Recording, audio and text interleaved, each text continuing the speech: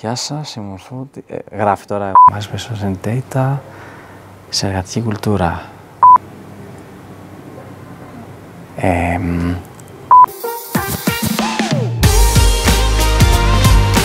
Γεια σας, είμαι ο Φώτης και εργάζομαι ως Frontend Engineer στην Entity Data από το Φεβρουάριο του 2023.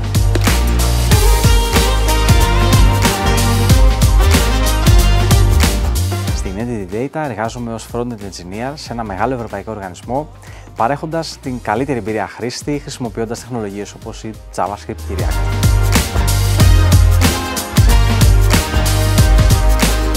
Αυτό που μου αρέσει περισσότερο στην Entity Data είναι η συνεργατική κουλτούρα, το ομαδικό πνεύμα, οι ευκαιρίες προσωπικής εξέλιξης και η ενασχόληση με διάφορες τεχνολογίες αιχμής.